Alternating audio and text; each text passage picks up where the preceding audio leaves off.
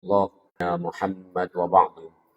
Jamaah sekalian rahimakumullah, di surat nomor 7 surat Al-A'raf, ayat yang ke-54 saya akan bacakan. A'udzubillahi minasyaitonirrajim. Inna rabbakumullah alladzi khalaqas samawati wal ard fi sittati ayyamin thumma stawa 'alal 'arsy yughshil laila an-nahar يطلبه حثيثا والشمس والقمر والنجوم مسخرات بأمره ألا له الخلق والأمر تبارك الله رب العالمين. Sungguh Tuhanmu adalah Allah yang menciptakan langit dan bumi dalam 6 masa. Lalu dia bersemayam di atas arsy.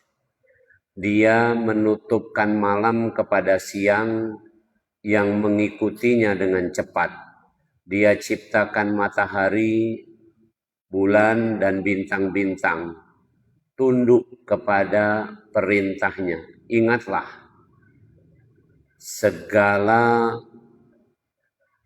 di sini disebutkan ingatlah segala penciptaan dan perintah menjadi haknya Maha Suci Allah, Tuhan seluruh alam. Di ayat ini yang menjadi catatan bagi kita sore hari ini adalah ala lahul khalqu wal amru. Seluruh ciptaan dan sistemnya itu adalah haknya Allah. Tolong dicamkan ini. Jadi ibarat kita membuat surat perjanjian, hak menciptakan dan hak sistem mengaturnya itu haknya Allah. Lantas hak kita apa? Wa ma khalaqtul jinna wal insa illa liya'budun. Ma uridu minhum min rizqi wa ma uridu ayyut'imun. Innallaha huwar razzaqu dzul quwwatil matin. Hak kita hanyalah berusaha dalam ciptaan dan sistem yang Allah buat itu.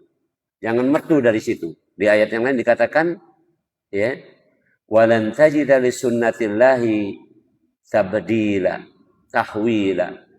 Tidak akan mungkin kita ini pacak keluar dari hukum sunnahnya Allah Subhanahu wa ta'ala. Tadi sudah ditunjuk tahu. Ini sekarang ini masih malam, sudah malam atau masih siang? Malam kan tadi. Maka sekarang berlaku hukum malam. Hukum malam apa? Wa min ayatihi manamukum billail. Ngantuk tidur. Ada enggak ini kaki kita yang sampai tahan pengajian ini sampai jam 1 dulu ini? Ini sekarang habis maghrib sudah mulai agak main-main ini. Apalagi ada gerimis-gerimis ini. Ini berlaku. Tapi besok jam 7 pagi itu seger.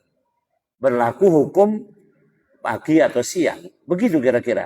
Ada tidak yang bisa membantahnya? Ditukar, diputar? Tidak bisa. Kalau dalam ilmu kedokteran namanya siklus sirkadian. Sirkadian. Jadi siang dan malam itu sudah ada penanda dalam badan kita. Jadi contoh, kalau malam keluar hormon namanya melatonin. Hormon itu menyebabkan badan manusia pacak istirahat tenang. Kalau pagi subuh keluar hormon kortisol, menyebabkan manusia itu semangat, nak berlari, nak gocok. Itu. Coba, kira-kira kamu kali jam 1 dahulu, kuawa dah nak gocok. Ini. Tak semangat untuk itu. Nak tidur itu lah, terkantuk. Mohon maaf. Nah ini jadi ulangi, seluruh masalah menciptakan, ngaturnya, mak mano keadaannya, mak mano nasibnya itu adalah haknya Allah. Hak kita adalah hanya berusaha di dalam sistemnya Allah itu. Titik itu. Mari kita lihat. Sepanjang jalan saya dari Jakabaring ke sini, coba kita perhatikan. Ya. Kita jalan kemana-mana. Terjingok tak? Uang yang ngemis, terjingok. Uang yang katakanlah bermotor terjingok, bermobil terjingok, berteduh terjingok. Ada yang beraktivitas, ada yang makan, ada yang duduk-duduk, ada yang ketawa, mungkin ada yang sedih dan sebagainya. Pertanyaan untuk kita kalau ngapo beda-beda ma itu keadaan wong. Okay? Maka Allah menyebutkan liyabluwakum ayyukum ahsanu amala. Karena Allah ingin melihat saja, cuman ingin melihat mana di antara kamu yang tadi berusaha di dalam sistemnya Allah ini, mana yang terbaik. Nah, kalau soal kedudukan itu tidak jadi masalah. Maka sore ini kita belajar simpulannya di surat Al-Baqarah ayat 1 sampai 5. Ulaika ala hudam mir rabbihim wa ulaika humul muflihun. Hidup ini yang terpenting bagi kita galo-galo mesti punya dua hal ini. Inilah. Satu, huda. Kita terbimbing, dapat petunjuk Allah. Terbimbing, dapat petunjuk Allah. Itu. Jadi kalau orang tidak terbimbing di Al-Quran dikatakan mayahdillahu fawwal muhtad wa mayyudlil falan tajidalahu waliyam mursyida. Kalau orang tidak terbimbing, tidak ada satupun yang bisa untuk menunjukinya harus makmano dalam hidup ini. Ada tak wong yang hidup ini gaweannya tidak beda dengan binatang? Ada disebut di Al-Quran ulaika kal an'am balhum adol. Mereka itu lebih mirip dengan hewan ternak, bahkan lebih jelek dari hewan ternak. Contoh, ada tak pernah dikenal istilah parasit? Dengar parasit? Parasit itu numpang tapi nyecep. Nah, numpang tapi nyecep. Mana ya? Pokoknya numpang tapi contohnya nyamuk mencolok di mana nih? Tangan. Kan numpang di sini. Habis itu nyedot darah. Itu namanya parasit. Ada tak wong yang hidupnya sebagai parasit? Nah, kira-kira mah itu. Jadi lebih bagus dari nyamuk atau ya kira-kira sama dengan nyamuk tadi lah. Paham? Jadi orang tuh kalau nggak terbimbing hidupnya bingung nak ngapo. Coba kita ini nak ngapo sekarang ini. Ada penelitian. Begitu orang-orang pensiun stres. Karena biasa dulu ada meja, ada baju seragam nih. Ada apa lagi lah pokoknya aktivitas ini. Begitu pensiun. Karena dia tidak tahu mesti seperti apa bimbingannya ini. Hidup ini mesti ngapo. Jadi kalau kita nanya agak mendetil, ngapo kita bangun subuh, ngapo kita begawi, ngapo kita sholat, ngapo kita mesti berumah tangga, ngapo kita beranak pinak, ngapo mesti kita ini. Toh akhirnya segala sesuatu akan kita tinggalkan. Itu kalau tidak katik bimbingan, tidak katik petunjuk, bingung kita. Nah, maka orang yang hidupnya bagus ini adalah orang yang dapat petunjuk. Tuh, oke. Yang kedua, wa ulaika humul muflihun. Dia terjemahkan dalam Al-Quran itu diterjemahkan bahasa Indonesianya beruntung. Jadi orang yang dapat petunjuk dan beruntung itu bahasa Al-Quran. Beruntung di sini kalau dijingok dalam tafsirnya adalah sukses dan selamat. Itu yang dimaksud beruntung. Saya kasih contoh. Ada sukses itu maksudnya tercapai harapan. Itu sukses. Selamat itu artinya tidak kelebu. Ini kalau dalam konteks yang besar, sukses itu dapat redha Allah, selamat itu tidak masuk neraka. Ya, maka ada doa Allahumma inna nas'aluka redhaka wal jannah. Sukses itu redha, selamat itu masuk surga, tidak ke neraka. Wa qina adzabannar. Sekarang kita contoh dalam kehidupan. Ada tak wong yang sukses jadi bupati? Ada. Tapi tidak selamat, ketangkep KPK. Nah, paham enggak nih? Itu contoh. Ini contoh. Jadi ada sukses tapi tidak selamat. Sebaliknya, ada enggak selamat tapi tidak sukses? Ada. Ya, kaget 2029, kemarin 2024 sudah. Yang nyalon banyak enggak kemarin? Nyalon DPR, nyalon apa-apa tuh? Nih, Habis selesai nyalon, selamat tidak mereka? Selamat, tapi mereka tidak terpilih. Jadi selamat tapi tidak sukses. Nah yang paling jelek yang hidup ini yang mana? Tidak sukses, tidak selamat. Nah bahasa Plembangnya singkat baik, pendek baik bacaannya, klebu. Wah, paham nih. Nah, maka orang-orang yang bagus adalah orang yang ulaika humul muflihun, sukses dan selamat. Nah, sekarang simpulan baik. Mari kita simpulkan. Sudah langsung simpulannya ini. Kakek baru tunjuk buktinya. Kita ini terbimbing enggak? Dapat petunjuk enggak? Aduh.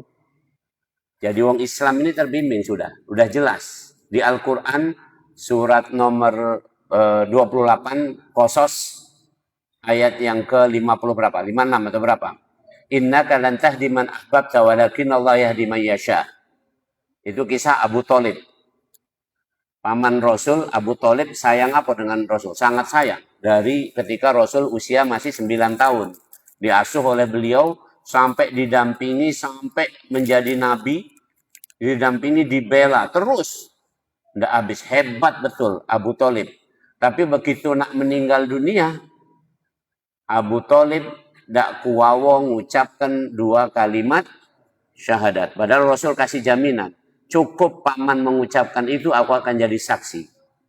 Maka turunlah ayat itu. Innaka lan tahdi man ahbabta walakin Allah yahdi man yasha. Kamu tidak bisa memberi bimbingan petunjuk kepada orang yang kamu cintai sekalipun, yang bisa nunjuk itu hanyalah Allah. Nah sekarang kita ini mendapat petunjuk, dapat bimbingan apa tidak? Jelas dapat. Karena kini kita ini sudah semuanya muslim. Lah sudah ada buktinya pula. Sholat pula, ibadah segala macam. Sampai rukun Islam limo-limonyo, lagalo, yaitu sampai haji. Ini berarti dapat petunjuk. Itu simpulannya. Yang kedua, kita ini muflihun apa tidak? Apa tadi itu? Sukses dan selamat. Selamatnya dulu. Ini selamat galau ini. Kalau tidak selamat ini sekarang ini tidak tahu di mana kamu kan. Ini selamat galau. Ini selamat galau. Nah sukses itu ukurannya adalah harapan masing-masing. Kalau harapan presiden itu besar nian cek. Karena dia memimpin 280 juta penduduk Indonesia. Maka harapan presiden adalah program 1 triliun 1 hari itu pajak sukses. Nama programnya MBG. Nah, sekarang aku tanya, apa harapan Pak RT sini? 1 hari berapa? Itu baik. Jadi kira-kira itu, paham nggak itu? Jadi ukuran sukses itu jangan kamu tuh nak bingung-bingung. Si sukses ini tidak usah nak muluk-muluk. Pagi tadi saya sarapan burgo. Sukses itu menurut aku nih. Kalau kamu bayangkan menteri sarapan apa pagi ini tadi, mungkin banyak nih sarapannya apa segala macam itu. Ukurannya beda-beda. Jadi luar biasa, subhanallah. Enak betul ini. Saya pernah tinggal di desa. Dia ngomong dusun aku ini kan. Kapan petani itu balik, balik dari sawah ke macam, terus mandi, terus apa segala macam maghrib sholat, habis sholat itu terus kemudian duduk, terus ngopi sambil ngerokok. Itu sukses gak gitu? Sukses, mak itu cek. Jadi kita ini cak payah nian. Sukses harus S1, S2, S3. Sukses harus jabatan eselon. Sukses harus duit sekian. Sukses harus terkenal. Tidak. Sukses sesuai dengan apa yang kita butuhkan ini. Maka ada doanya, Allahumma kfini bihalalika an haramika wa aghnini bifadlika amman siwak. Ya Allah, cukupkan aku dengan yang halal saja. Tidak usah yang haram.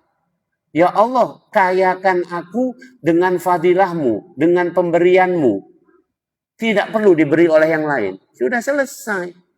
Kalau memang manusia itu gawinya galak ngayal. Jadi, saya naik mobil Xenia. ya, mobil Xenia, tadi dibalap mobil Mercy, misalkan, aku berdetak lah, berdetak saya, Mercy balap, ini, wajar, wajar. Itu sukses versi dia, sukses versi aku, Xenia, jadi ke rumah itu. Ini yang nggak jadi itu, ya, kita sepeda, wong lain tadi Mercy lewat, kita ngato, doain pula dengan doa dengki, kancang mati mamang itu. Wah, tidak cocok, ya sudah, itu sukses makan nikmat. Oke, baik. Nah, lantas bagaimana bisa dapat petunjuk, selalu dibimbing Allah dan sukses selamat tadi? 5 syaratnya. Yang pertama, yaitu yu'minuna billah. Di surat Al-Baqarah ini 1 sampai 5. Yang pertama beriman. Nah, saya mau sampaikan ringkasnya saja. Iman itu bentuknya adalah iman, wujudnya itu, iman tuh di sini, di hati. Wujudnya adalah tasdik. Tolong camkan nih bahasanya. Tasdik. Ya, artinya iman itu membenarkan, meyakini dengan ilmu. Itu iman. Jadi iman itu bukan meyakini tanpa ilmu, tapi dengan ilmu. Di Al-Quran disebutkan sangat jelas. Ya. Rabbana innana sami'na munadiya yunadi lil iman. An aminu bi rabbikum fa'amanna. Ketika ada orang ngasih tahu, imanlah dengan begini-begini, kenapa beriman? Maka kami beriman. Rabbana amanna bima anzalta wattaba'na rasula. Ya Allah, kami tasdik.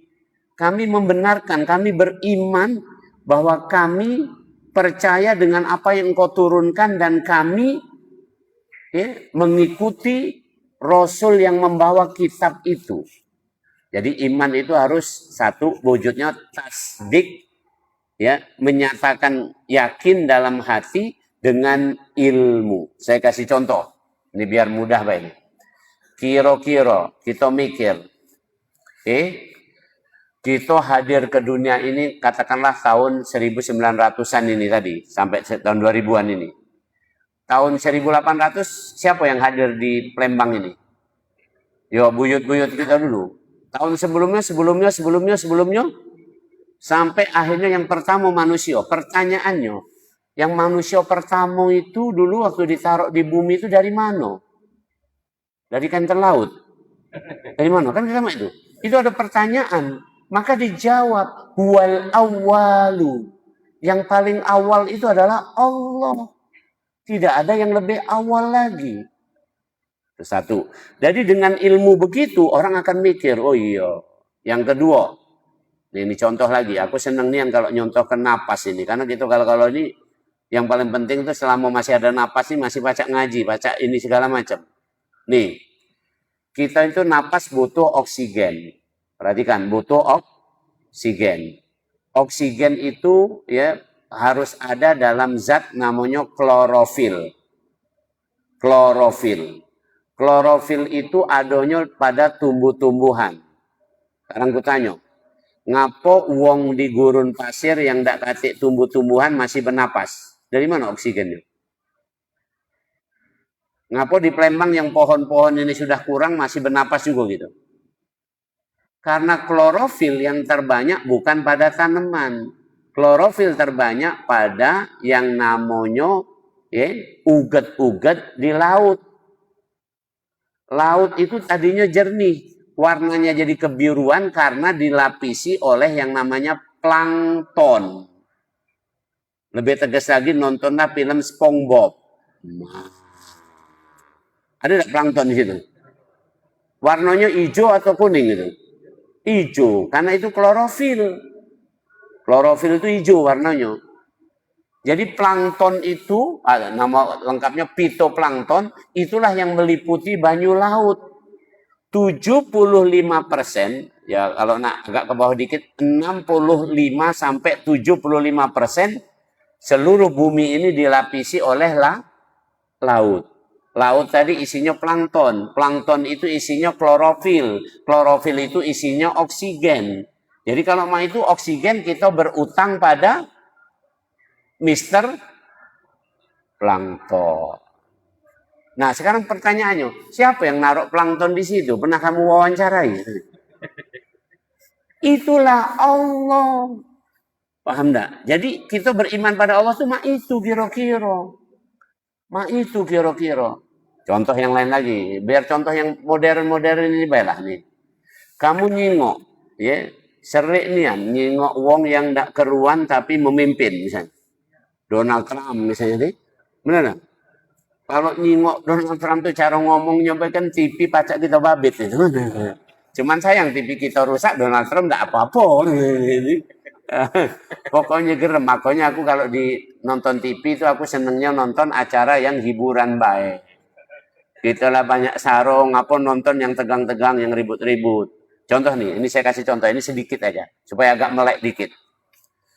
Beberapa hari ini atau bahkan sebelumnya ini ada demo besar-besaran yang dipimpin oleh Universitas Indonesia, benar? Nah, kemudian sekarang beredar narasi di UI itu beredar LGBT. Gitu kan, sih? Itu adalah narasi untuk mengalihkan itu, kira-kira itu. Aslinya tidak, saya ini termasuk kehormatan guru besar di UI. Dan saya mantan calon rektor UI. Aku tahu mak mana di UI itu kira-kira. Sampai sekarang aku masih suka bolak-balik ini. Jadi intinya ini hanya mengalihkan saja. Isu aslinya adalah kalau orang-orang sivitas Universitas Indonesia sudah tidak terima, berarti kepemimpinan ini kan sebenarnya sudah boleh dibilang tidak legitimate, tidak ilmiah, tidak berdasarkan katakanlah asas di mana para pemimpin itu disuruh oleh Allah untuk berbuat adil. Pemimpin itu harus lebih dulu. Di Al-Quran dikatakan azizun alaihi ma'anittum. Kalau nak menderita duluan. Jangan rakyatnya suruh menderita dia tidak. Pernah dengar tak? Kalau ada wong tua misalnya cuman punya roti sepotong, ada bini, ada anak 3, maka bapaknya itu tidak makan. Yang makan suruh bini sama anaknya. Nah kalau sekarang yang terjadi kan kebalikan. Yang bapaknya kenyang nian sampai tertidur ngorok. Yang anaknya itu nangis sambil mukul-mukul panci kosong. Nah, paham enggak kira-kira itu? Jadi intinya ya sekali lagi kita ini harus beriman dengan tasdik tadi. Iman ado ilmu. Jadi jangan imannya kalau ditanya, contoh lagi misalnya, ngapo kita ini sholat. Sudah sangat jelas. Nabi Musa dibimbing oleh Allah. Wa aqimis sholata li dzikri. Hei Musa, sholatlah kamu supaya kamu senantiasa ingat aku, ingat Allah, tersambung dengan Allah. Jadi sholat itu adalah sila billah. Sholat itu adalah sambungan kita dengan Allah. Sekarang kita contohkan. Tidak usah jauh-jauh nih. Ini tes tentang sholat. Kalau bangun tidur, apa yang kita pikirkan pertama kali? Sekarang zaman now. HP. Nah itulah jawabannya. Benar. Mak mano tidur itu mestinya bangun tidur itu yang dipikirkan pertama kali adalah sholat. Pernah dengar hadis Rasul? Rasul begitu nanti dibangkitkan dari kubur, itu Rasul ngomong pertama kali adalah yang dicemaskan, aina ummati, umatku. Yang kedua, as-sholah. Sholat itu. Jadi itu yang diingat. Ya kamu tidak usah sedih nian. Nanya aku, Prof bangun tidur apa yang di? HP juga sama. Ya. Bukan maksud aku tuh, bangun tidur juga aku ngambil HP. Jam berapa ini sudah? Nak berangkat pengajian, nak apa gitu. Tapi HP itulah. Dulu waktu belum ada HP kan tidak juga kan sebenarnya. Nah itulah manusia. Maka sholat itu adalah sarana kita untuk tersambung dengan Allah. Itu ilmu. Maka kita beriman kepada Allah itu yakin. Maka kata Rasul, sampai sholat itu adalah kesenangan. Sholat itu adalah kerinduan, kecintaan. Sholat itu adalah rehat.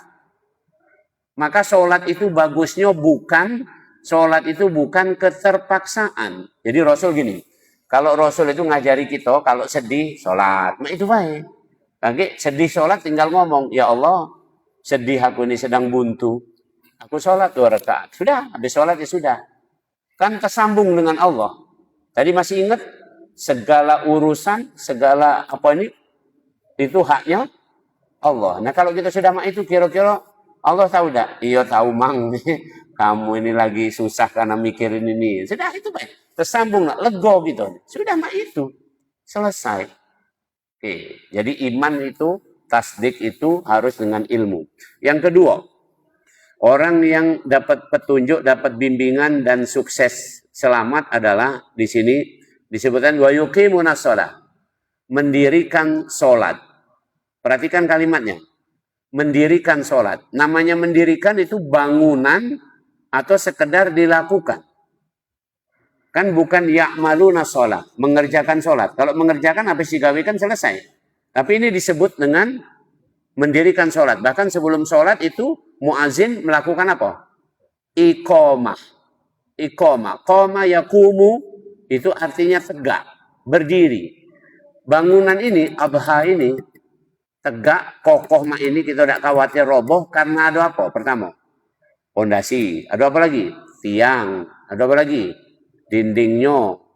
Ada lagi atapnya. Ada segala macam. Sehingga kokoh. Inilah sholat. Maka sholat itu maknanya yang pertama. Nih. Sholat itu maknanya bersih. Rasul mengatakan begini. Di depan rumahmu ada sungai. Jernih. Ngalir. Kamu mandi 5 kali sehari. Masih kotor enggak? Itu pertanyaan Rasul. Sekarang pertanyaan untuk kita kalau Bapak Ibu, sehari ini tadi atau kemarin-kemarin kita mandi sehari berapa? 5 kali. Kurasa banyu pam tagihannya naik itu kamu sehari mandi 5 kali. Kamu ngomong sama anak-anak. Anak-anakku, sehari kita harus mandi 5 kali. Supaya bersih. Pasti anak-anak langsung ngomong lebay ayah ini. Nah, maka Rasul pertanyaan, sholat itu adalah bersih. Bersih apa? Bersih zohir, bersih batin, bersih zohir. Nabi Musa, kamu tadi baca apa? Bisa di watini ya? Itu watini wa zaitun wa turisi. Waktu di Bukit Tursina, Nabi Musa datang kepada Allah, masuk daerah area Bukit Tursina. Apa kata Allah? Ya Musa, fakhla na'laik. Innaka bil muqaddasi tua. Wahai Musa, lepaskan sendalmu, wuduklah. Kamu memasuki area tempat suci. Tadi sendal kita lepas di luar sana. Jadi yang gawekan pecah Nabi Musa wuduk siapa? Kita. Sekarang Bani Israel yang ngaku pengikut Nabi Musa gawekan itu enggak? Tidak. Cebok lagi tidak. Nah kalau kita ini jelas clear. Cebok iyo, istinja iyo, bersih iyo. Jadi orang yang sholat itu bersih zohirnya. Karena harus ada wudhu. Nah yang kedua, orang yang sholat itu bersih batinnya. Karena cuma ngomong dia. Inni wajahtu wajhiya lillazi fataras samawati wal arda hanifan muslima wa ma ana minal musyrikin. Aku tidak nak nyimpang-nyimpang. Inilah lurus baik Allah hanif. Jadi orang yang sholat itu adalah batinnya itu bersih. Berusaha dibersihkan. Ini sholat tapi masih galak dengki. Sholat masih galak ngikik uang. Sholat masih galak seri. Sholat masih galak. Ya pokoknya semua hal yang batin ini buruk. Maka itu baru mendirikan sholat. Maka pelan-pelan. Kita ini mendirikan sholat. Tapi bangunannya udah tahu. Masih yang mana bentuknya. Ini belum sekokoh yang ini. Oke. Kemudian. Sholat itu disebutkan di Al-Quran ini. Secara berturut-turut. Jadi bersih tadi. Yang apa, ingat Allah, bersih. Kemudian yang selanjutnya saya bacakan ringkas saja. Ya, wa qumu lillahi qanitin. Orang yang berdiri sholat adalah orang contoh yang resilient. Bahasa sekarang resilient. Wa qumu lillahi qanitin. Resilient. Bahasa Al-Qur'annya istiqomah. Orang yang sholat itu adalah orang yang istiqomah, tidak mencele-mencele. Tahan banting saat ini. Nah, itu cocok. Kalau kita ini kan tidak. Galak dikit lah berubah haluan. Tidak usah jauh-jauh lah. Ini kita profesor. Sampai di bandara, profesor itu, nah ini, nunduk. Kira-kira aku nunduk juga dah? Apa nyungak aku? Nah, Paham? Warka'u ma'arroki'in. Nunduk itu bentuk rendah hati. Maka orang yang sholat itu kalau berdiri sholat, orang yang mendirikan sholat, berarti orang yang rendah hati. Ini dah nyungak nih ya. Minggir kalau aku nak lewat. Oi. Nak kemana mang? Nak sholat tak mau itu cek. Biasa baik. Itu mending kalau masih nak sholat. Rupanya minggir kalau aku nak ke diskotik. Nah, lain ceritanya. Oke. Kemudian wataqallubaka fis sajidin. Orang yang sholat itu wataqallubaka fis sajidin. Sujudnya itu takallub. Apa namanya? Berdegup hati ini. Kenapa coba? Waktu sujud itu sadar diri nian kita ini. Palak di bawah, palak itu isinya otak. Bokong di pojok, isinya bekas otak-otak. Paham nggak? Bernilai mana kira-kira? Bernilai otak, tapi otak dibenyekkan ke bawah. Sambil ngomong pula pakai pernyataan nian. Subhana rabbiyal a'la wa bihamdi. Engkau yang tinggi Allah, ternyata kami rendah nian. Maka orang paling dekat dengan kedudukan Tuhannya saat sujud. Karena dia sadar siapa dirinya. Itu baru mendirikan sholat. Oke, selesai. Dua ciri. Jadi yang pertama tadi, ciri orang yang terbimbing, sukses dan selamat adalah iman. Yang kedua sholat. Yang ketiga, wa mimma razaqnahum yunfikun. Yunfikun itu kalau diterjemahkan letterlux, menginfakkan, mengeluarkan harta. Sebagian baik. Kalau dalam bahasa konteks ekonomi, kamu yang ahli ekonomi ini, itu adalah cash flow. Dalam bahasa kedokteran, cash flow adalah aliran darah. Jadi kalau kira-kira kurang darah, apa yang terjadi? Anemia. Pucat apa tidak? Kalau kau dikit-dikit ngantuk, lesu, itu kurang darah. Jadi akibat wa mimma razaqnahum yunfikun, karena harta ini muter, ya, muter di Al-Quran di surat 59 nih, ya. Kaitakunu dulatan bainal aghniya'i minkum. Jangan sampai harta itu muter-muter di antara wong kayo itu baik. Tapi mesti muter keseluruhannya. Maka dalam bahasa ekonomi ada istilah GDP, Gross Domestic Product. Itu isinya adalah tentang makmano seluruh penghasilan dan puterannya ini. Contoh nih, banyu ini berapa kali muter ini? Pertama, banyu ini anggaplah ini banyu ini diembek dari Sukomoro. Yang dapat duit pertama apa? Yang punya tanah, yang ada banyunya. Benar?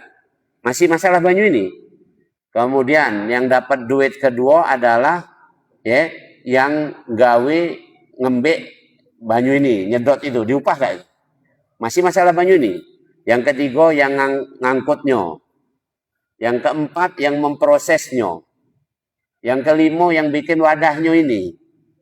Yang keenam adalah yang marketingnya, jualnya. Ya. Yang ketujuh, ya, mamang bibi yang jual kenyo. Yang kedelapan, yang dapat manfaat itu, yang beli kita tapi dapat manfaat kita, adalah kita. Gara-gara minum kita seger, pacak begawi. Itu semua dihitung sebagai GDP namanya. Itu namanya wa mimma razaqnahum yunfikun. Maknanya kalau ini berhenti, maka yang penting itu kalau punya harta bukan berapa banyak tabungan, tapi berapa banyak yang sudah dikeluarkan untuk kepentingan kehidupan ini. Jadi itu kira-kira orang tua saya itu sampai ngomong, almarhum ayah saya apalagi ngomong waktu itu, nak, andaikan ayahmu ini harus jual celana kolor ini, ayah jual juga. Yang penting kamu pacak sekolah. Kan kira-kira itu sampai. Ini dah ditumpuk, kata Allah, alhaqumut takatsur. Baru kemudian hatta zurtumul maqabir kala saufata lamun. Nah ternyata ditumpuk. Apa nyingok tabungan nambah. Ini nambah. Nyingok bininya cuma dinjuk godo-godo. Itu terus nambah. Tetap mati. Kira-kira masuk hitungan itu kakek sebagai amal soleh? Tidak.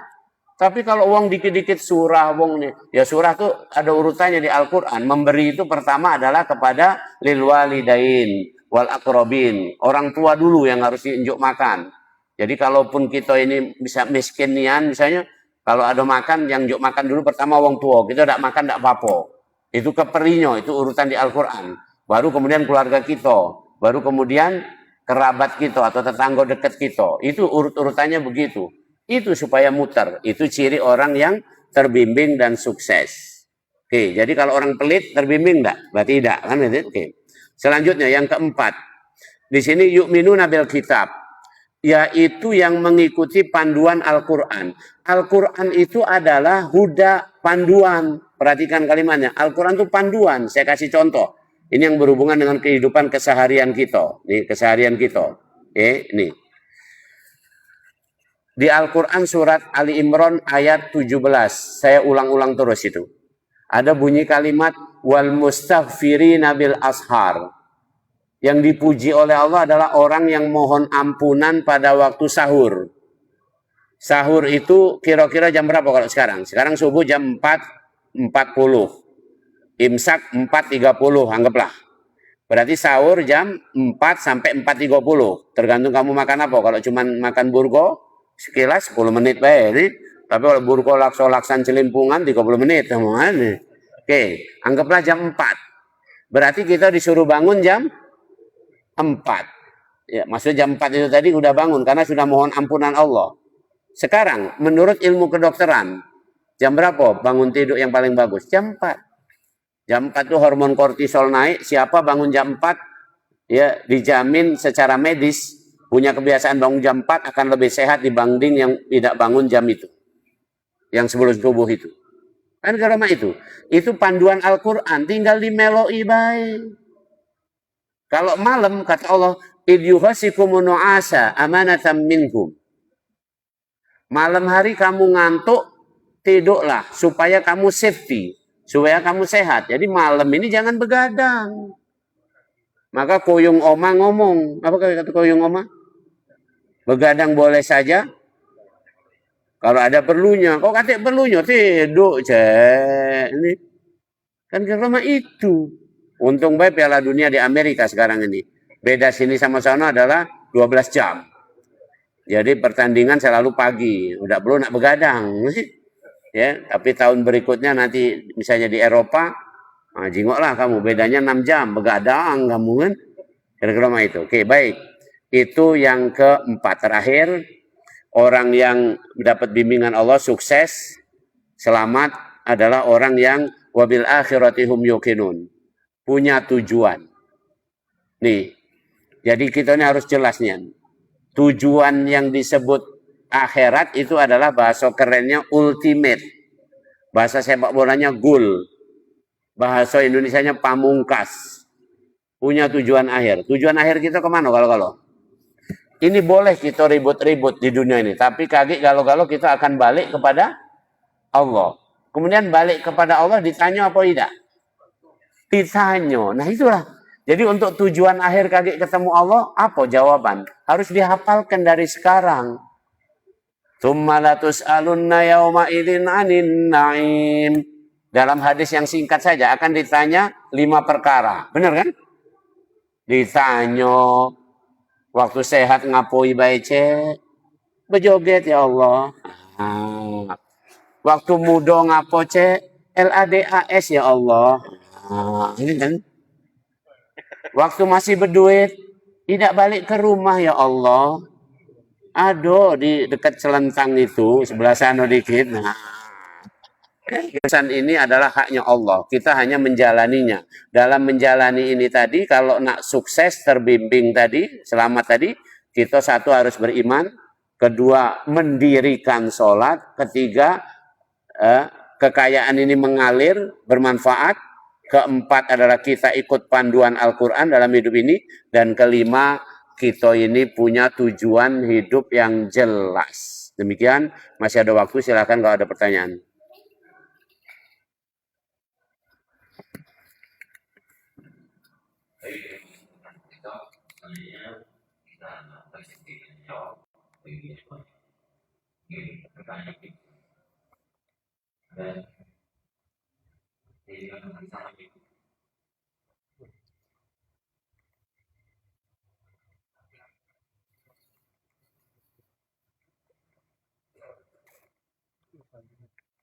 Assalamualaikum warahmatullahi wabarakatuh. Waalaikumsalam warahmatullahi wabarakatuh. Saya mengambil surat Al-Baqarah ayat 96 Allah mengajukan walau walau anna al-Qur'an Aman.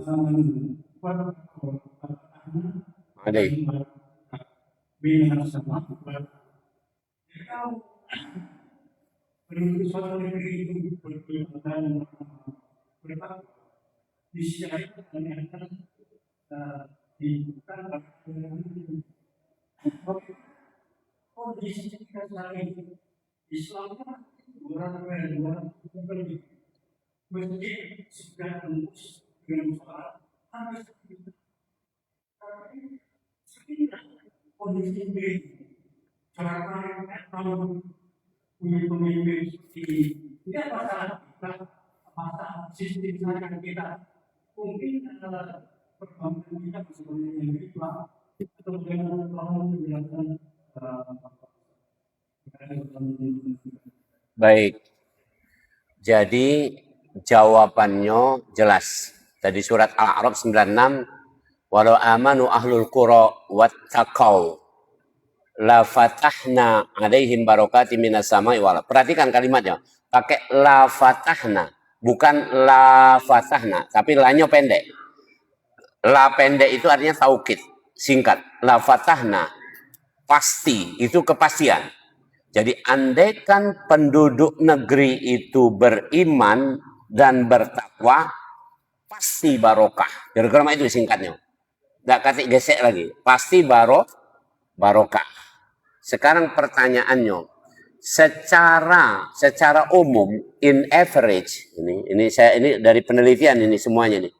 Negeri-negeri Muslim itu lebih bagus kehidupan sosialnya ketimbang negeri yang bukan Muslim. Oke, itu namanya barokah. Padahal isi negeri Muslim Kak Haji tadi menyebutkan, walaupun masjidnya apa segala macam banyak, tapi masih katakanlah banyak centang perenang yang tidak keruan lah. Tapi itu pun kalau dibanding dengan yang ini, jadi maka di mana problemnya? Oke, problemnya silahkan buka surat 59. Ya ayyuhalladzina amanu taqullaha wal tanzur nafsum ma qaddamat lighad. Problemnya adalah ma qaddamat lighadin.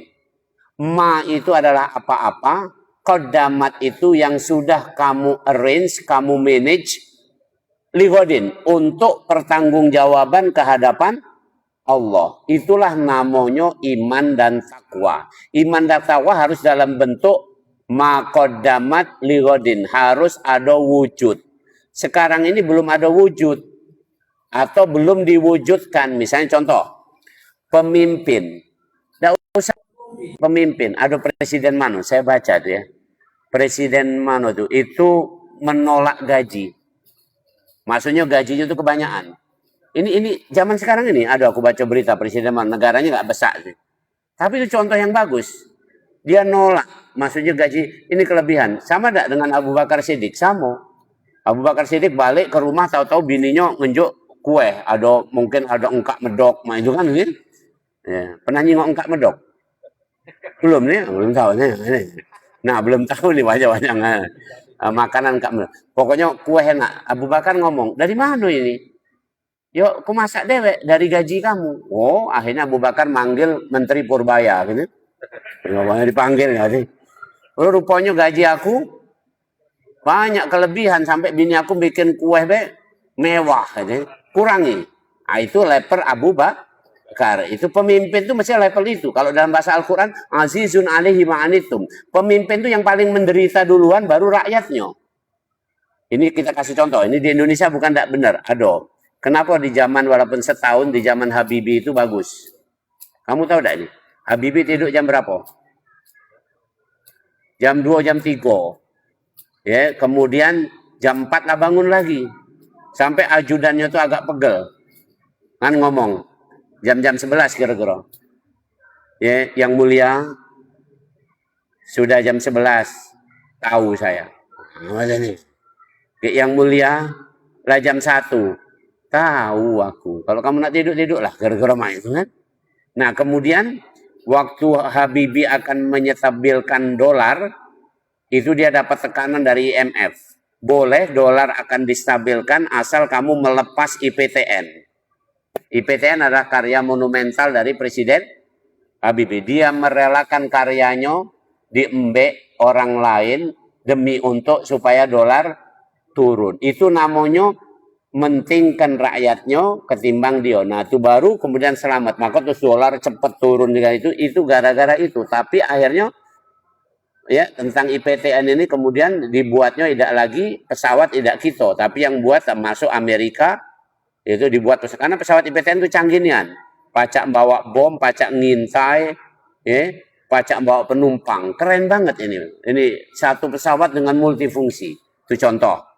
Nah, kemudian yang kita mohon maaf nih, bapak-bapak ini yang hidupkan kita nih. Ayah itu ar-rijalu qawwamuna 'alan nisa. Ayah itu pembimbing utama. Sekarang pertanyaannya, apakah rumah tangga kita di Indonesia ini sudah menyiapkan diri bapak-bapak ini membimbing keluarganya? Nyingok anaknya tidak sholat diem baik, nyingok ngomong tidak sopan diem baik. Nah kira-kira mak itu. Jadi ringkasnya, tadi pertanyaannya di mana problemnya? Karena kita ini tingkat untuk keimanan tadi, dalam hal ini ukuran yang nyatonya adalah takwanya, tadi, itu belum sampai tingkat yang proporsional. Saya ulangi, proporsional itu sesuai dengan amanah masing-masing. Takwanya presiden sama takwanya RT kan beda tadi kan? Berapa tadi presiden anggarannya satu hari 1 triliun. RT? Kalau ya iuran, kalau udah RT ya anggaran itu kayak itu. Anggaran itu. Sama anggaran rumah tangga kita beda tak? Mohon maaf saya senyum kadang. Ya saya sampaikan aja nih. Ini penutupnya nih, udah azan mesin. Oke, saya punya driver, punya supir. Gaji supir saya itu adalah kira-kira 1/15 dari gaji saya. 1/15 dari gaji saya. Kalau gaji saya 15 berarti gaji supir aku siko. Paham nih? Jauh tak bedanya? Jauh gitu kan. Terus kemudian tapi kujingo seneng baik dia. Yang aku juga seneng versi aku. Kapan ku jingok juga? Dia habis juga siko itu tadi. Yang aku 15 kali ini tadi habis juga. Jadi kalau mak itu dua orang ini beda tak mestinya takwanya? Beda. Yang siko dan sama 15 ini kalau belanja beda tak? Yang siko pacak nak beli buah-buahan vitamin tak pacak karena gajinya cuma siko. Yang 15 pacak tak buah-buahan vitamin? Pacak. Takwanya beda. Kira-kira begitu. Nah ini orang tuh tidak proporsional. Kapan kayo pelit. Pecak yang gaji sikok tadi. Itu kacau mestinya. Kapan berkuasa nak nege. Mak mana nak ini. Masya Allah.